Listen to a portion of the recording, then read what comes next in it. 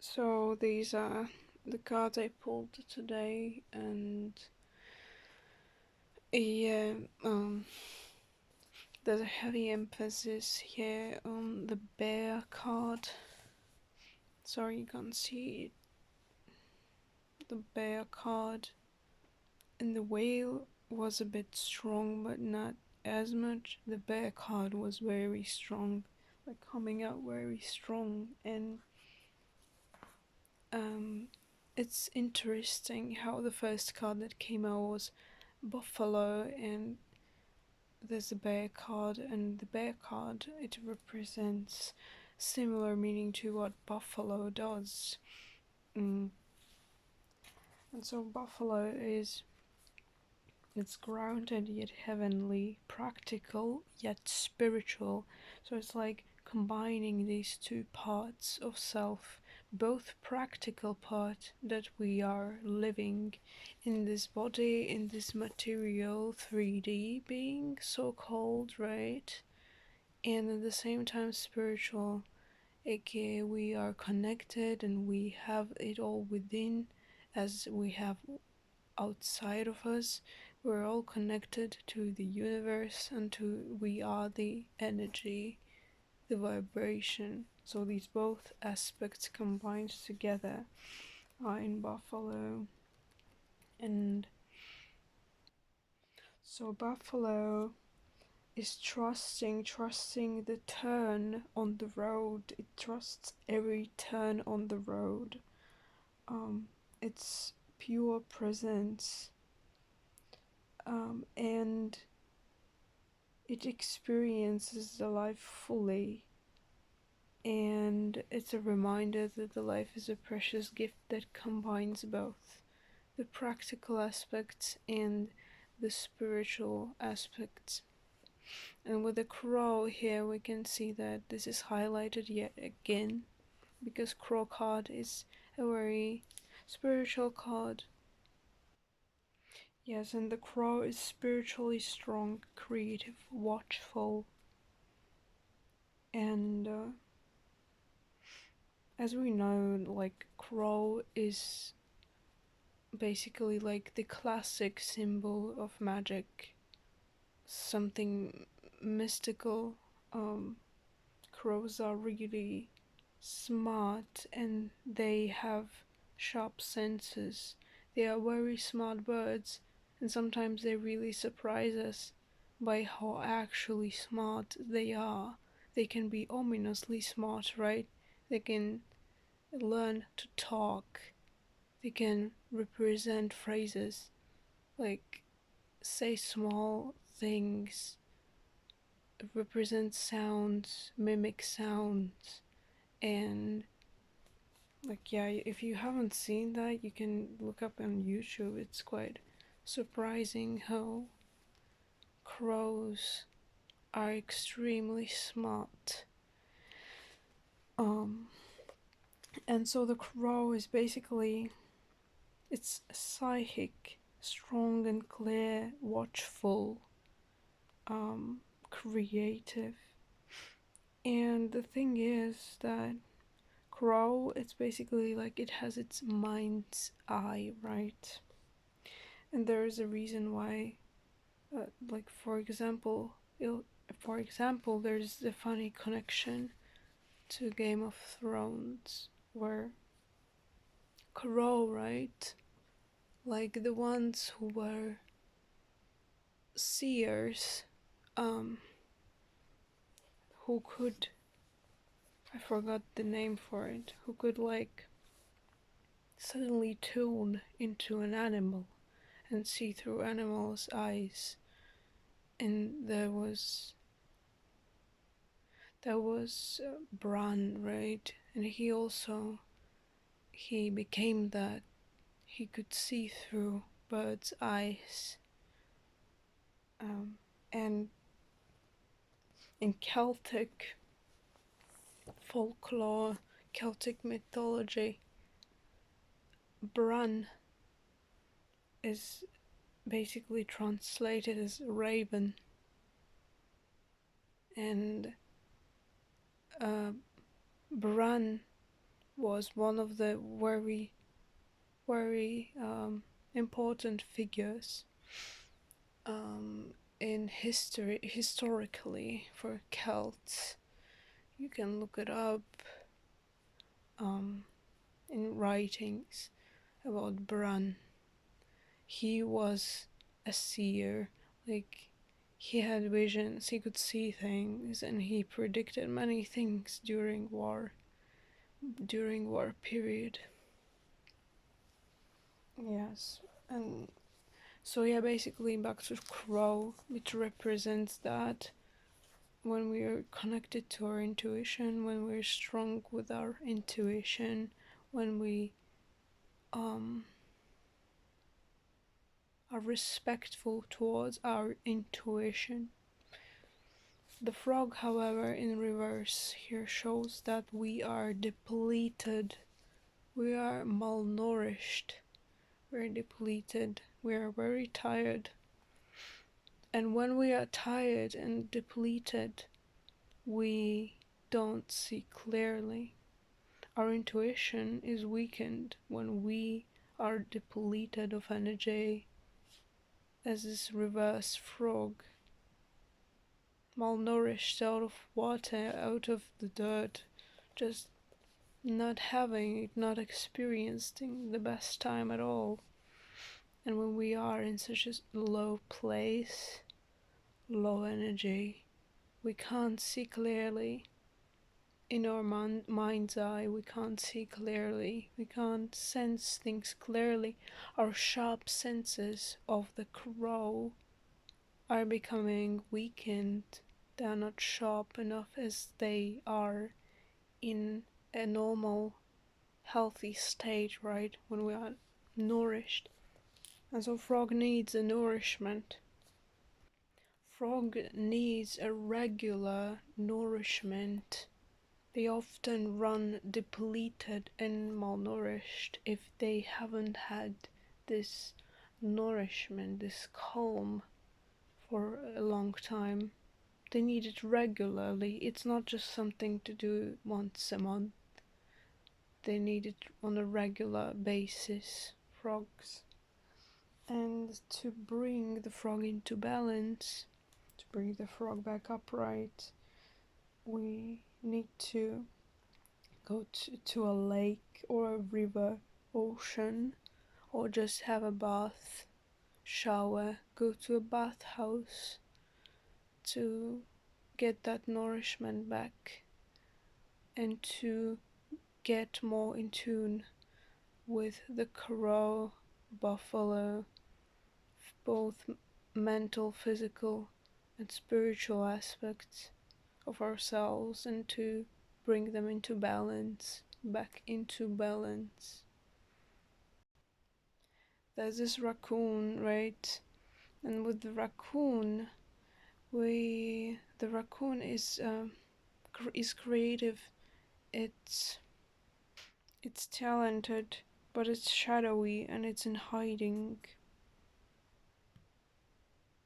Raccoons can be creative, generous friends, exceptional artists, but they are hiding.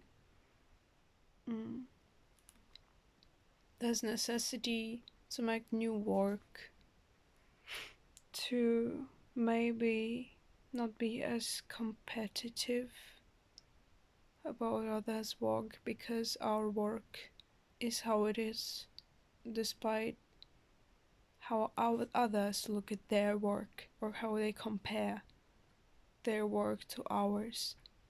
Because at the end of the day, it doesn't matter. And here I will tell you why. Because if we look and constantly compare our work with the other's work, we can never actually focus truly on ourselves and what we need to work at. We constantly drain our energy looking at others. And at the end of the day, we don't have enough energy to bring that balance and that work within ourselves when we are so much in the external vision, comparing and listening to others' comparisons. And you see, no matter how we were taught to be compared or to compare ourselves, we can actually minimize the pattern. We can't stop the pattern, but we can minimize the pattern by just every time we think, hey, Jude has done the work better. Hey, Peter is better at this, and I am so shit. Every time we think in that direction, we can just pull that energy back. It's like when we have a very negative thought and we suddenly think about something else, think about a yellow duck. Just an example. This is the same practice. When we look at someone else, someone does something better, blah blah blah, whatever, we start to go crazy, start to get anxious, we start to get troubled. Nah. Click, stop. Just have that click in your mind. Stop. Tell yourself to stop. It's like a practice, it's like training. Literally same as physical training is the mind's training. Mind is very flexible, in fact. Even more flexible than the body is. And so with the mind we can achieve much greater results, I believe, than what we can actually portray in physical reality, because we are limited in that perspective. But yeah, in any case, yeah, just bring the energy back. Just click and no. I don't care what Jude does, I don't care what Peter does. Why? Not because I don't care about their existence, but because I care about my work, about my development. And because I am not the same as Peter is, I am not the same as Jude is. And so this comparison is simply irrelevant. The comparison is simply illogical to even make, because you're all different. You have different skill sets, you have different abilities, and that's exactly where you should draw the line.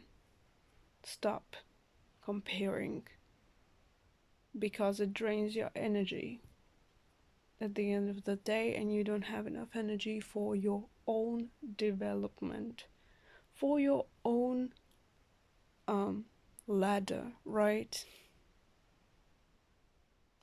Refocus every time you start to think about someone else doing better. Take that focus back on yourself. Refocus, because again, at the end of the day, it doesn't matter what someone else does better or doesn't, because your energy is gone if you think about someone else's work. That's just the thing. That's the biggest reason, the biggest motivation why you should not compare yourself to someone else. Because when you have more energy, obviously you have more to put for yourself, for your own work. Simple as that. Anyways, moving forward to the fox in reverse. This is like a fox is smart, strong partner or mate, and a wise teacher. A fox card very much represents partnership, partner. Yeah, and how, and our inclinations and the ability to be monogamous. Why I'm saying this, I will explain, because Yes, again, sorry about that. I just looked in the book and I'm looking at the core things, like to how to bring the fox into balance. Like there are specific things mentioned. And other things I'm just, like explaining and telling from my own perspective overall by using the main core values of the cards. So the fox, when out of balance, the fox is sneaky, unsure of their identity. And again, why I want to say about monogamy. Um, First of all, not to call out people, I know I'll be probably shitted on because this has happened several times before about this exact topic. And I will still go ahead and say that when we are not capable of monogamy, we're lost in ourselves actually, and we're lost in our identity and who we actually are. We don't know ourselves. And what do we do when we don't know ourselves? We base on conditioned patterns that have been taught us, and what is usually taught us plenty of times, um, in childhood we get frequent traumas, we get problems, because as children we simply are so susceptible to things. We are so easily manipulated as children by the people that surround us, because we as children just psychologically are at a level that's easily susceptible. We are like a sponge. We gather these things in, and as a result, when we grow up, when we all we have seen are these not very good things, and not very good in a sense that they do not affect us for the best, when they do not lead us to the best place in life, when we feel so depleted and empty with a reversed frog. This is the result. We cannot into monogamy because we have so many inner fears. Why? Because we've been shown in our childhood how we cannot maintain basically healthy or, well, overall stable relationship with other people. And the problem is with non-monogamous attitudes, with hot and cold attitudes, with shaky attitudes, is when we are scared of facing our inner truth, of facing ourselves, because we haven't done this before. We haven't been taught it. We've been taught the opposite. We've been shown, for example, in family patterns that that the parents are not good together, or they're constantly arguing, or they're even physically violent, or that relationships can never work, that there is not no true happiness in relationships, there's no real love, people are just, like, using each other.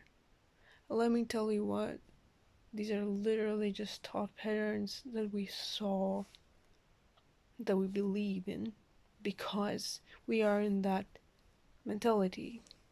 We've been taught it. And I want to recommend to people to read about the Plato's cave, I think it was. Plato's cave concept. I will just shortly tell the concept. why we think that our conditioned reality is the actual truth. Basically, if a person who has and let's just be realistic, many of us live in a cave, in a like figurative cave, and I will explain why. Because so Plato's cave concept, if a person has lived in a cave all their life and all they have seen is that cave and the spectacle within that little cave, all they will see, like spectacle of shadows in the cave on the wall that's projected on the wall, all they will know is that wall with those projected shadows on the cave that are created from like the light, like the play with fingers and with hands. All they will know is the cave, and many of us live in there. Yes, me and you too. Yes, me and you as well, about certain aspects and certain things. We live in that cave. And so it is basically representing how many people, if they have seen that conditioned reality, that's what they've been taught, and that's what they think is the truth. And many of us, let's be real, don't live happy or fulfilling life because we live in the cave and we believe that that cave is the only thing there is, and that there is nothing outside of it. Like there's no air, there's no sea, no ocean, nothing outside. And even if we hear the waves outside, we think that is within the cave. That those sounds are within the cave. About these things projected on the wall. And let me tell you what. This is our mentality when we believe the conditioned reality is a truth. But when we overcome that exact thought that the conditioned reality is the only truth, when we overcome it, we actually break that pattern. And what happens when we break that pattern? We are able to learn new things about life. We're able to use our own mind and control our thinking process instead of being controlled by the thoughts that we have been taught, that we have seen, and the trauma that's been projected onto us since we've been small. When we break that pattern, we're actually able to live more fulfilling lives because we are able to think for ourselves. And what I want to say is that when we have non-committal energy to whatever there is, when we don't know ourselves, we run from ourselves in that situation. Sitting in a cave with something that you believe in,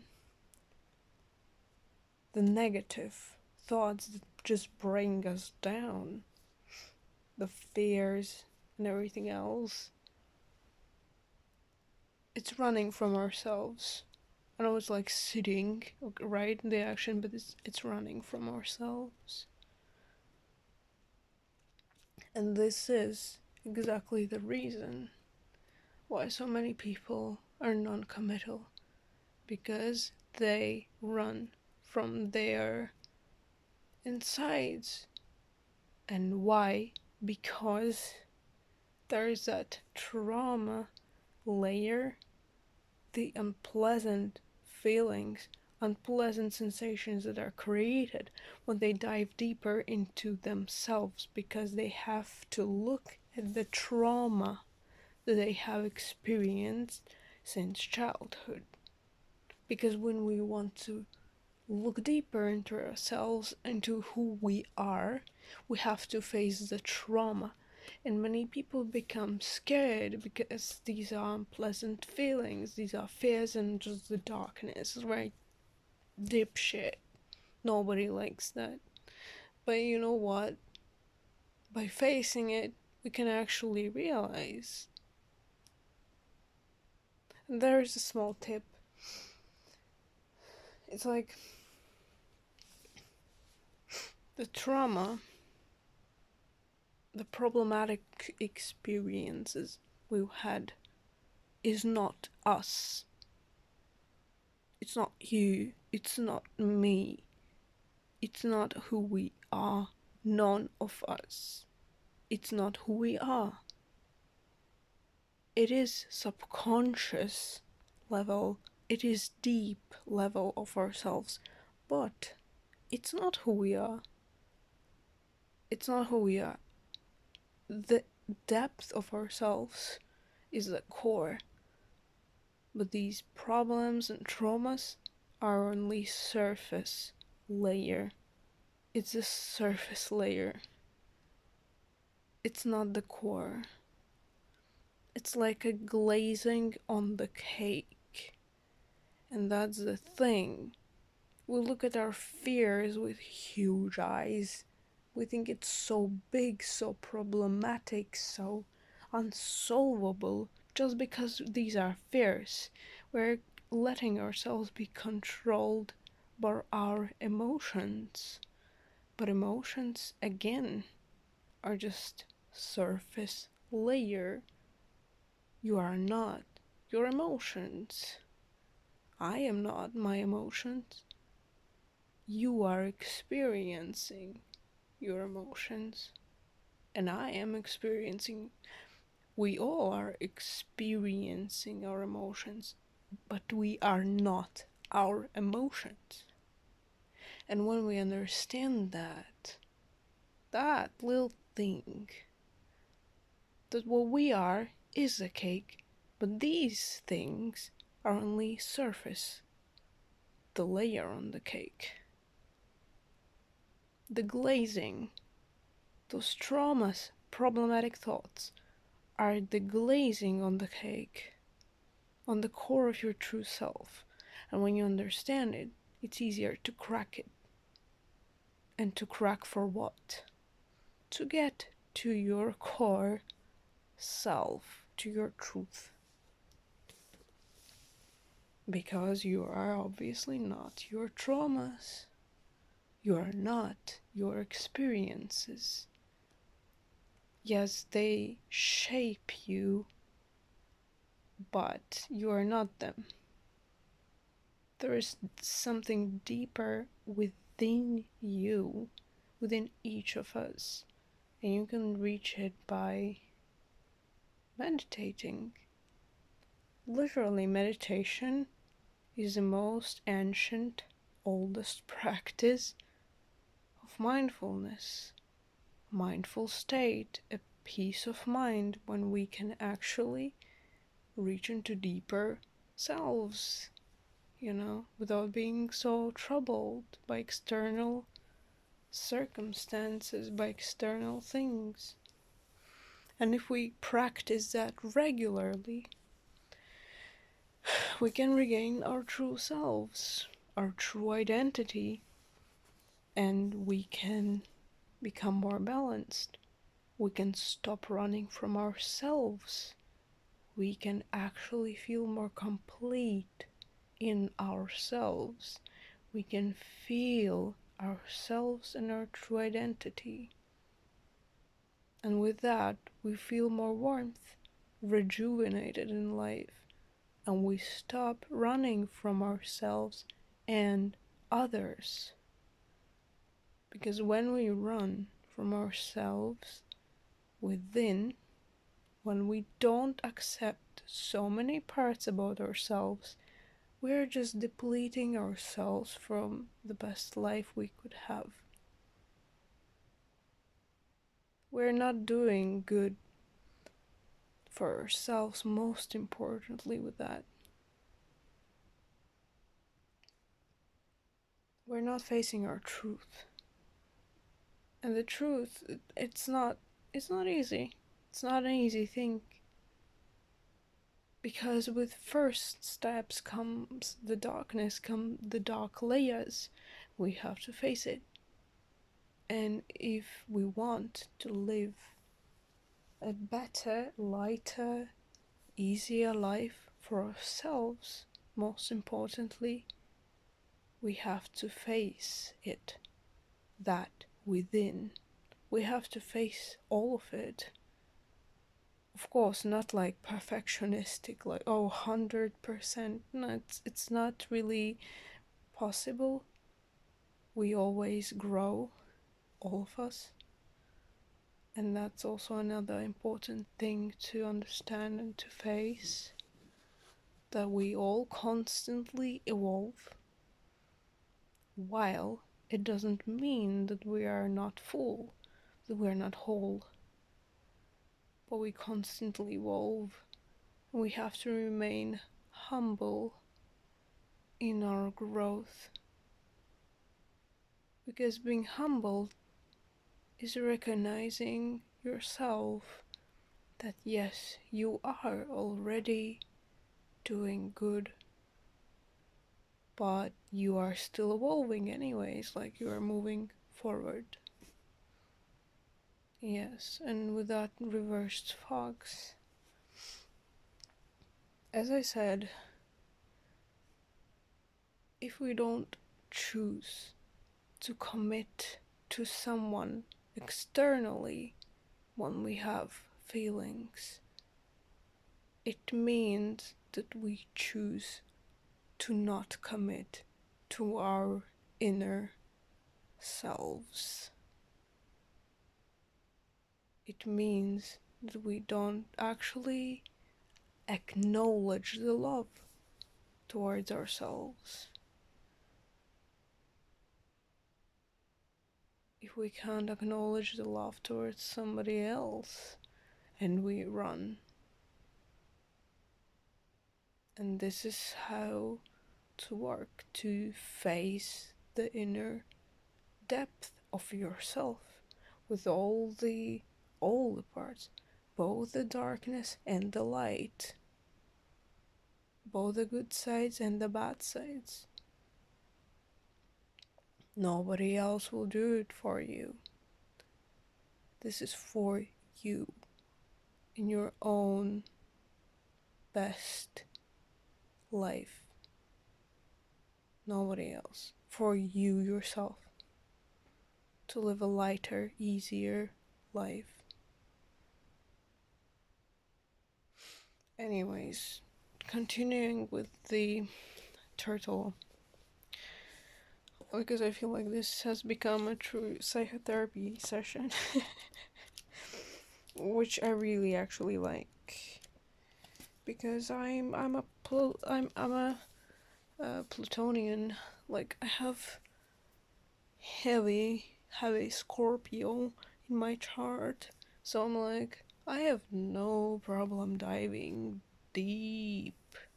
Like I'm saying, deep AF, man. Yeah, I've been doing this to myself, you know. Yeah, actually, it's quite funny. Like, some people think that I was like this already, like before. Well, the truth is, shit, no, oh my god. I had to go through death and rebirth, death and rebirth, death and rebirth, like so many times, to reach the depth of thought and place of thought I can reach right now. And if I can do this, trust me, you certainly can do this. Like you certainly can. Anyways, with the turtle. Okay, back to the fox though, because it's reversed. I want to tell something that helps practice not only self love, but also like to stop fearing that other people might leave you or like do something bad towards you. Because like if when we run from commitment, we can also be scared that, the other person will just screw us up, At some point they will just leave us, like we are scared of it. And the thing is,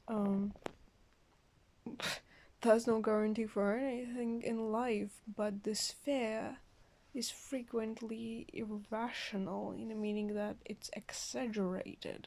When it gets exaggerated, there's a point where we have to face it and walk on it. So you might want to, if you face this, you might want to look at some maybe YouTube videos of like fear of commitment psychology advices. They are like training nice videos where there is advice about how to get through these fears of abandonment, like when people will just like screw you up or abandon or whatever. Yeah, basically that. And look up these videos. They're very nice free videos from practitioners who are excellent at explaining these things. I've watched a few of them too about different topics, and we have so much access to free stuff nowadays. So yeah, we're quite privileged in that sense that we have the internet and resources. And one other thing I wanted to mention are affirmations. Most importantly, about self-love.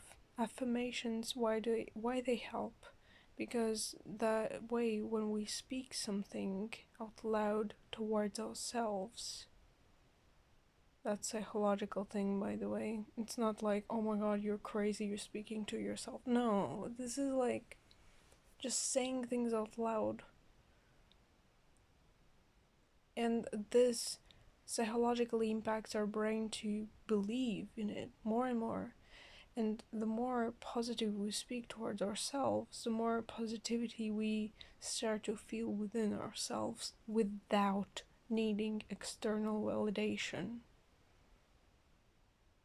External validation is necessary because we are social creatures, but at the same time, when we need it so much and value it so much, to more extent than we value our own thoughts about ourselves, it becomes so that people can control us. And you don't really want to be controlled by other people, do you? So, I mean, nobody probably wants to in their right state of mind. So, yeah, affirmations like, I am good, I am enough.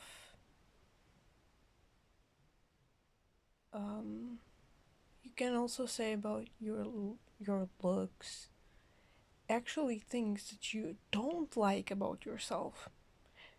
Change them into positive affirmations, like reshape them and tell them to yourself. And let me tell you what, by practicing these affirmations, plus working on yourself will become easier day by day. It will go into flow. It will become easier because when you feed yourself with positivity, you actually start to feel a bit by bit better. It's psychology, it's just how our brains work. So, yeah, continuing with the turtle. Turtle. Turtle, turtle. Wait a second. I got lost. Turtle. Turtle.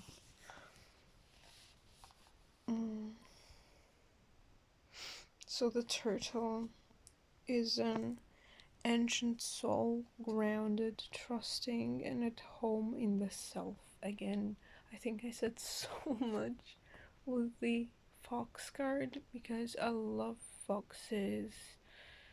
And I love that card when it pops out in reverse. It makes me very sad. And turtle, basically, I said so much about being at home in the self. It's very much connected to what I explained about a fox.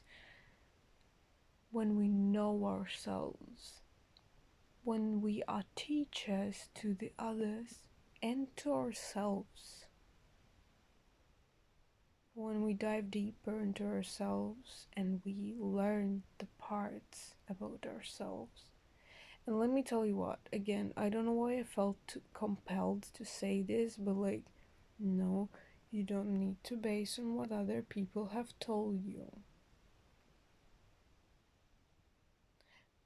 Base on your current work, not what others have told you. Like how you are or like how you must be. No.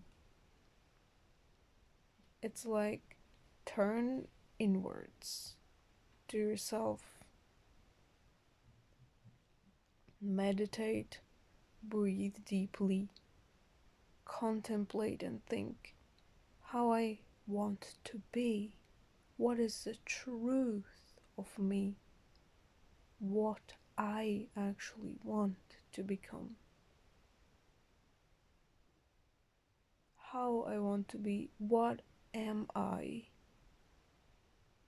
And just meditate through these questions in silence, deeply contemplate. And I'm telling you, maybe at first meditation it won't come to you, but by several meditations, I'm telling you, 3 meditations to 5, you will reach a conclusion or like a very significant point. You will reach it. I just feel it. Yeah. And yeah, the turtle card very much speaks about it as well. Peaceful, adventurous, and productive. And for turtle,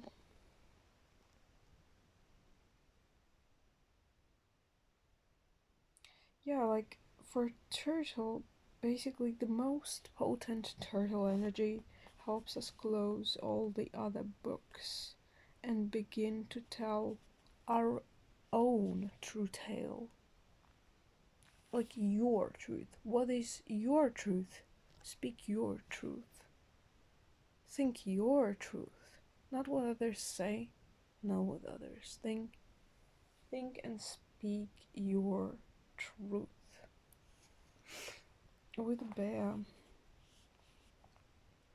And yeah, turtle is adventurous, basically.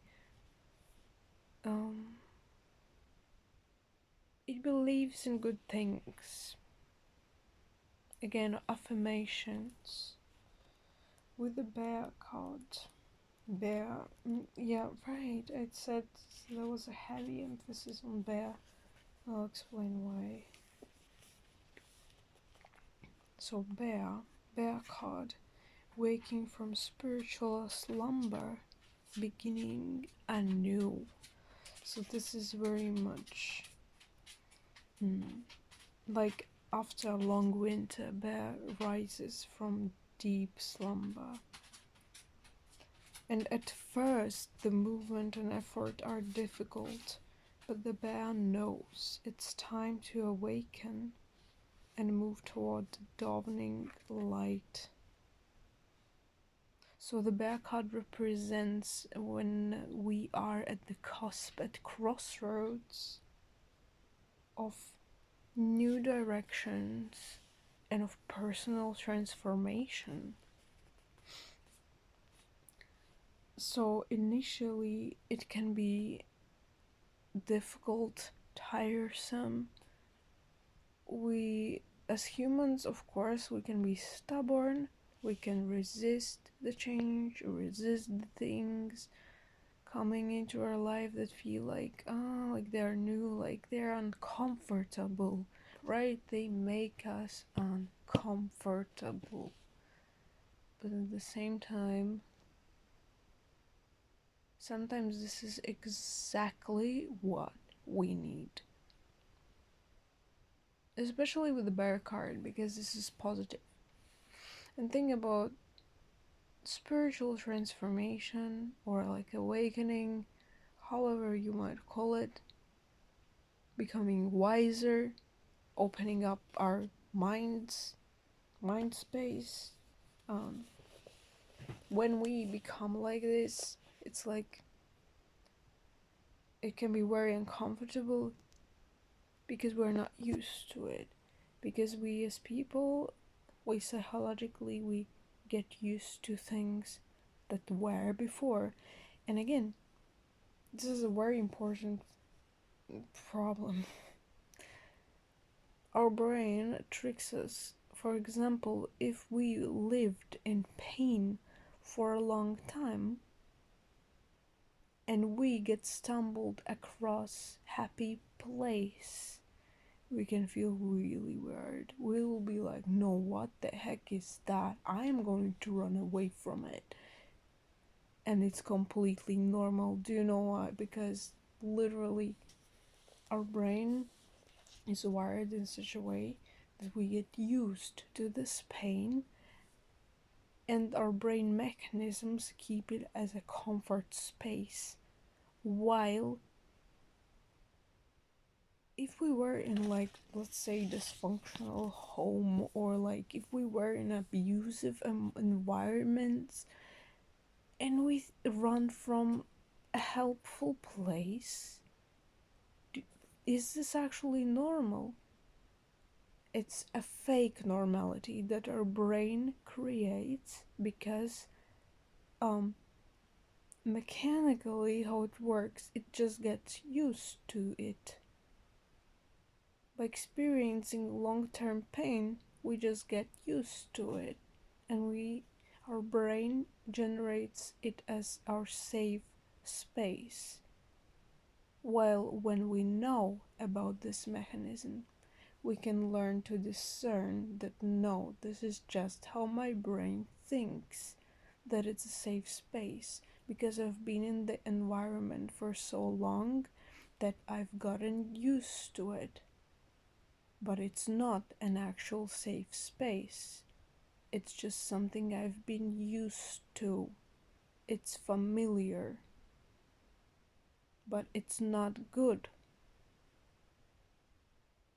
Another important note, if something is familiar, if we got used to it, it doesn't mean it's good for us.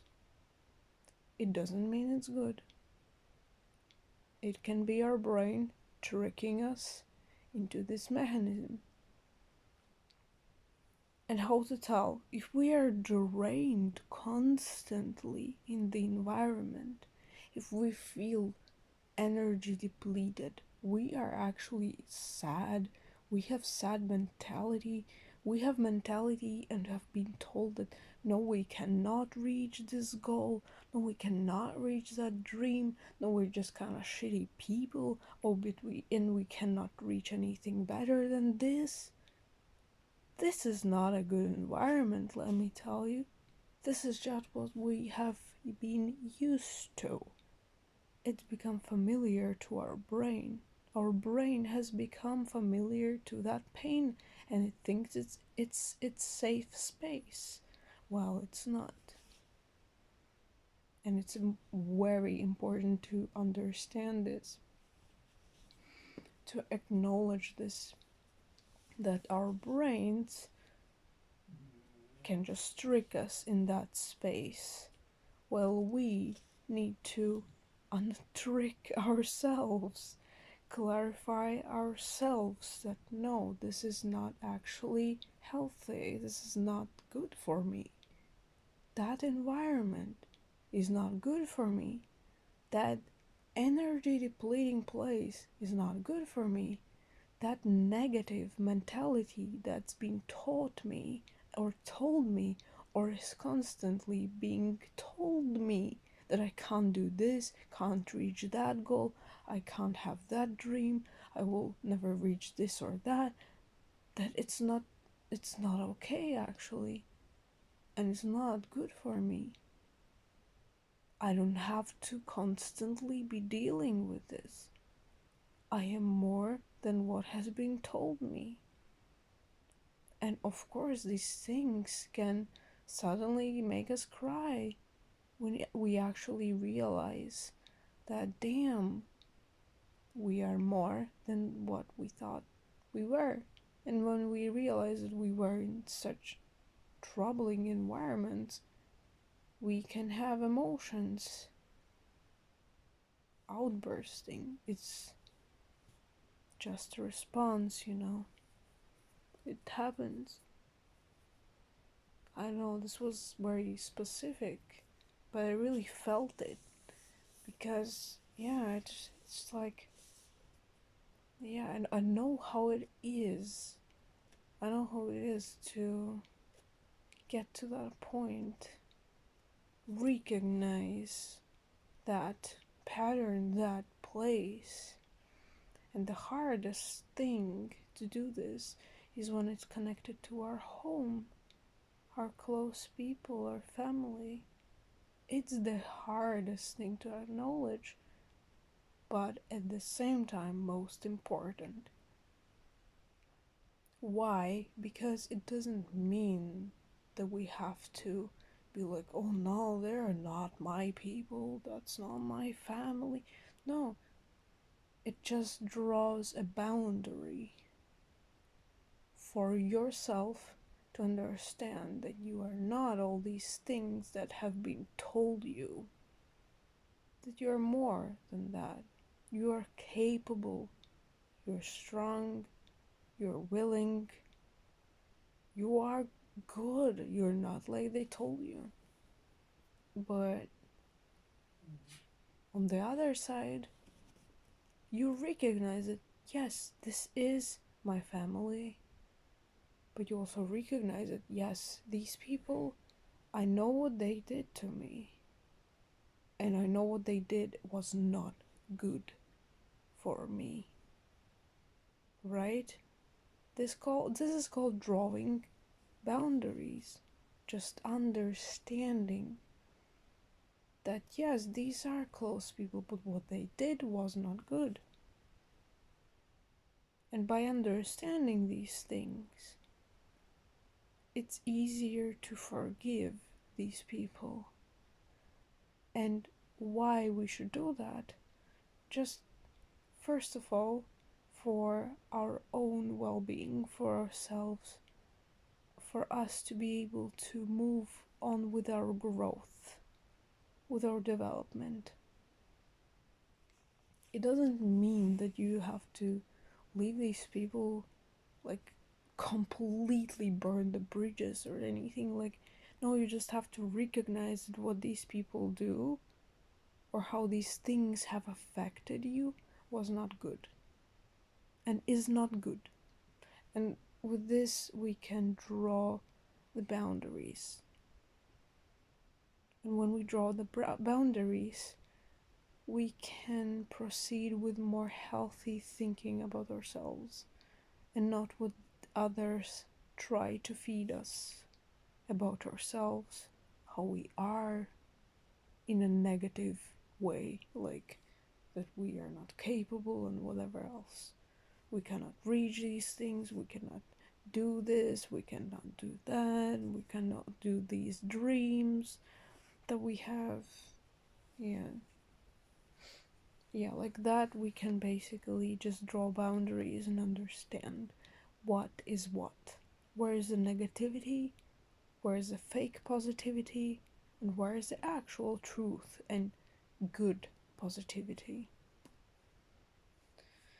Like the um, more healthy understanding of self with the bear cards. So, yeah, and about that, it helps us to move forward because most of our problems and understanding of self in such a way that doesn't help us to move forward comes from family, childhood. Like it's a common problem. And it, yeah, because again, as a child we are like a sponge. We really gather so many things within us, even those that we should not. And unfortunately, then we just have to um, recollect ourselves as an adult when we grow up, you know. And it's the best thing to do for oneself, to recollect oneself, aka just understanding which things were taught us negatively and affected us negatively, and which things actually are our truth, our internal truth, our identity.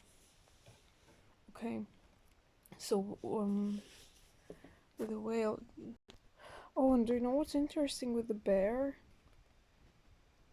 It's basically like the spring is already almost here, and the bear card says, "Bear, winter.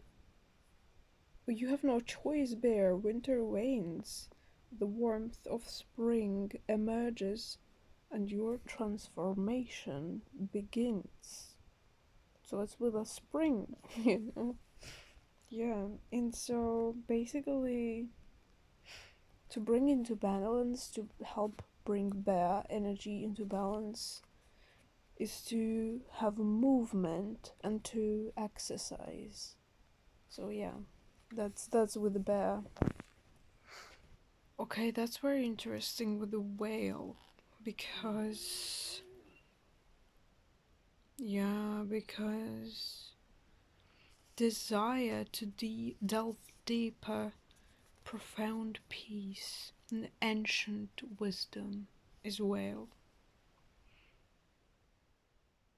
So the whale represents profound emotional health and stability.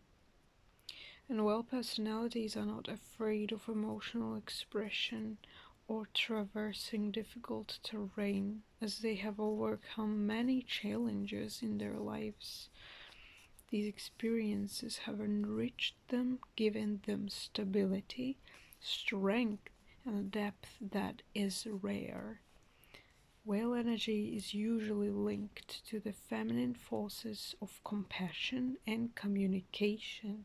And again, feminine does not mean like female, right? It's just the energy, like compassionate, understanding, communicative. Um, we can depend on whale personalities when all else seems lost and trust them to be a beacon in our darkest hour. So, and when in balance, the whale is calm, steady, and deeply compassionate.